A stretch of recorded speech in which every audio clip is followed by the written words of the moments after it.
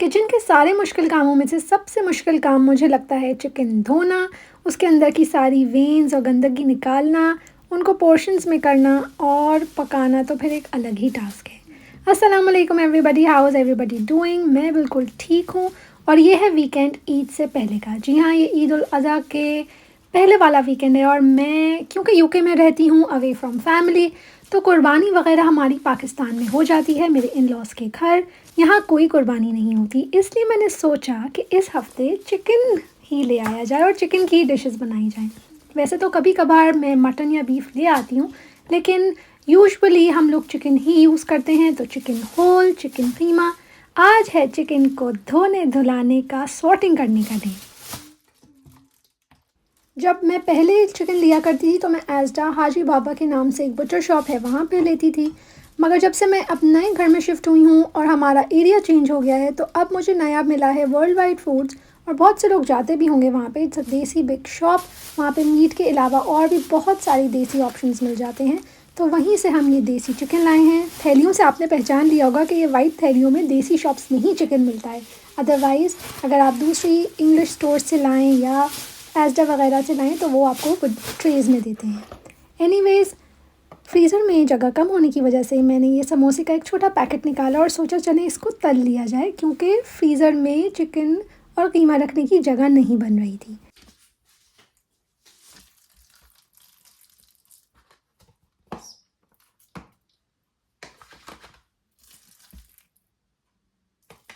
मेरी आदत ये है कि चिकन जिस दिन आता है उसको धो के साफ़ करके पोर्शंस बना के, जितना कि हमारी फैमिली को यूज़ करना है उस हिसाब से। और कीमे को मैं थैलियों के अलावा कोशिश करती हूँ इन प्लास्टिक बॉक्सेस में रख दूँ, क्योंकि कीमा जो है वो फिर थैलियों में जो है ना चिपक जाता है, मुझे अच्छा नहीं लगता। और फिर हर चीज़ को मैं लेबल करके रखती हूँ। This makes organization really easy. तो जब भी फ्रीज़र खोला, चाहे वो फुल हुआ है, आपको पता होता है किस बॉक्स में क्या है। और जब आप पकाने खड़े होते हैं तो आप ये सोचने नहीं लगते कि यार अब इस डब्बे में क्या निकलेगा और उस डब्बे में क्या निकलेगा। वैसे अगर मैं कोई और चीज़ भी फ्रीज़ करती हूँ, जैसे कि बिरयानी बनी है तो ज़्यादा बन गई है, उसको भी लेबल करके रखती हूँ। हलीम वगैरह, मतलब anything that I put in the freezer, मैं ये कोशिश करती हूँ। मेरी अम्मी से मुझे आदत आई है, बहुत ही अच्छी आदत है। एक टेप और एक मार्कर मेरे किचन के ड्रॉर में होता है and I keep labelling things. तो बस यहाँ पे जो है मैंने 2 किलो कीमा लिया था, जिसको मैंने 3 बड़े डब्बों में डिवाइड करके रखा है। और एक छोटू सा KFC का टेक अवे बॉक्स था, उसके अंदर बाकी बचा हुआ कीमा है, उसको मैं आराम से रखती हूँ। अच्छा, जिस दिन चिकन और कीमा और जो भी ये सारी मीट शॉपिंग होती है ना, उसके बाद मैं बहुत थक जाती हूँ। मतलब मेरा दिल चाहता है कि कुछ ऐसा बनाऊँ या कुछ बनाऊँ ही नहीं, टेक अवे मंगवा लूँ।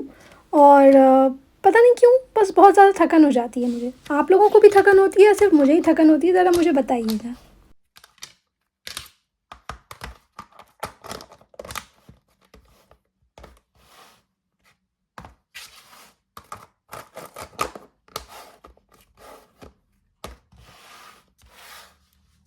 ये समोसे मैंने रमज़ानों में बनाए थे और आखिरी के अशरे में बनाए थे, इनफैक्ट आखिरी के दिनों में ही बनाए थे, तो ये बच गए थे।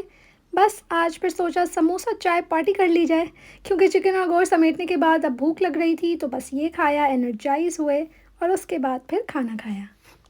खाना खा लेने के बाद अब ये रात का टाइम हो रहा है और मैं बना रही हूँ सुबह के लिए सूजी का हलवा।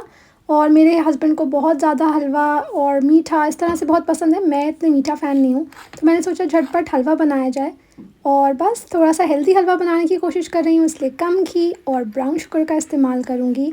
मैंने तकरीबन 4 से 5 टेबलस्पून ऑफ ब्राउन शुगर ली थी। और फिर मुझे याद आया कि कल सुबह के कपड़े तो इस्त्री नहीं हुए, तो जल्दी जल्दी अपने और अपने हस्बैंड के कपड़े इस्त्री किए और अब चलते हैं हम सुबह सुबह ईद की नमाज़ पढ़ने।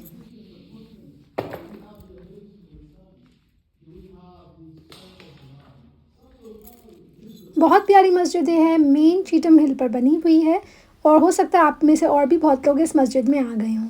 जब मैं यहाँ एंटर हुई ना तो बहुत कम लोग बैठे हुए थे, पर आहिस्ता आहिस्ता लोगों की तादाद बढ़ने लगी।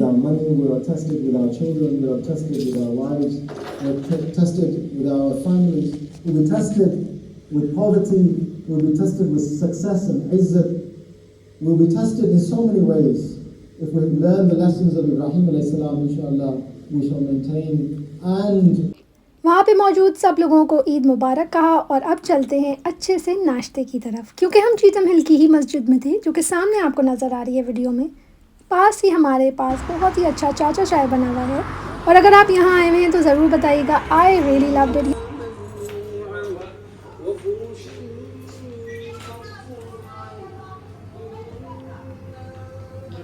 अरे वाह!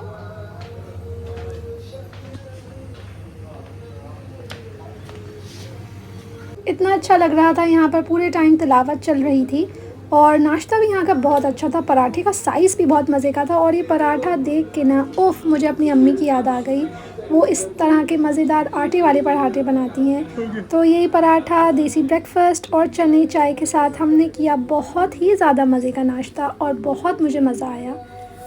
वैसे तो मैं ईद का नाश्ता ख़ुद बनाना चाह रही थी, बट हस्बैंड ने कहा कोई बात नहीं, ईद है, एंजॉय करो और बाहर ही नाश्ता करते हैं। बस नाश्ता वगैरह किया, घर आके घर वालों से बात की, और इस तरह गुजरी हमारी Eid. How was your Eid? Do let me know. Allah हाफ़िज़।